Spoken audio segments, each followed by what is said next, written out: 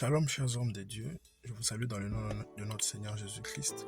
J'aimerais partager avec vous une pensée que le Seigneur a déposée dans mon cœur ce matin.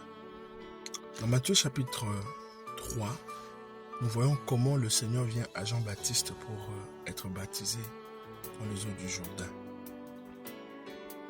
La Bible dit dans Matthieu 3, verset 16, aussitôt après avoir été baptisé, Jésus sortit de l'eau, alors le ciel s'ouvrit pour lui et il vit l'Esprit de Dieu descendre sous la forme d'une colombe et venir sur lui. En même temps, une voix venant du ciel fit entendre ces paroles, celui-ci est mon fils bien-aimé, c'est lui qui fait toute ma joie. C'est la version Semeur que je viens de lire. Et dans Matthieu chapitre 4, le verset 1er, alors l'Esprit Saint conduit Jésus dans le désert pour qu'il y soit tenté par le diable. Après avoir jeûné pendant 40 jours et 40 nuits, il eut faim. Alors, j'aimerais partager avec nous sur les saisons. Il y a toujours de choses que le Seigneur occasionne pour nous conduire vers notre destinée.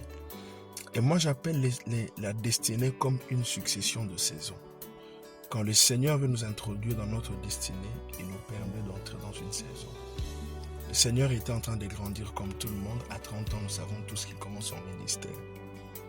Quand il commence son ministère, alors quelque chose s'est passé. Avant de commencer son ministère, il va vers Jean le Baptiste. Jean le baptise et après que Jean l'ait baptisé, pendant son baptême, il y a le Seigneur, Dieu, son Père, qui témoigne de lui que celui-ci est mon fils bien-aimé. Alors, par rapport aux saisons, qu'est-ce que j'aimerais dire par là? Lorsqu'il y a le témoignage de Dieu, il y a une pensée qui monte dans notre cœur. Dans notre marche avec le Seigneur, Dieu peut nous envoyer, nous demander, j'aimerais que tu marches dans l'obéissance. Et l'obéissance que le Seigneur nous demande, c'est quelque chose que Dieu nous met à cœur par rapport à cette saison-là. Et c'est cette saison qui va nous permettre d'aller de gloire en gloire avec le Seigneur. La destinée est une question de suivre la saison que le Seigneur nous met, parce que la saison est un pas vers ta destinée. Et le Seigneur, dans Matthieu 4, l'Esprit le pousse à aller dans les déserts. Pourquoi l'Esprit l'avait poussé à aller dans les déserts? Puisqu'il était entré dans les saisons de son ministère, il fallait qu'il se retire, qu'il cherche Dieu pour mieux vivre cette saison-là et comprendre ce qu'il devait faire par rapport à son ministère. Et vous allez voir vous-même que dans Matthieu 4, le Seigneur, dans Luc chapitre 4, nous pouvons voir que le Seigneur avait reçu de Dieu la mission qu'il devait faire après qu'il se soit retiré pour chercher son Père. Donc j'aimerais nous encourager ici, quand il y a la saison de l'obéissance, le Seigneur nous met à cœur de marcher dans l'obéissance.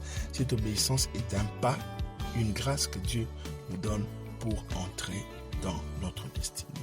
Alors ma prière pour toi, pour nous ce matin, chers hommes de Dieu, c'est que nous puissions suivre ce que Dieu nous met à cœur pour vivre les bénédictions liées à notre destinée. Parce que la destinée n'est rien d'autre que les saisons. Alors apprenons à bien capitaliser. Si le Seigneur n'était pas allé en retraite, il pouvait commencer le ministère, mais son ministère n'allait pas avoir l'impact. L'impact vient comment? L'impact vient quand nous savons capitaliser les saisons. Que le Seigneur nous bénisse. Voilà la pensée que Dieu avait mise dans mon cœur.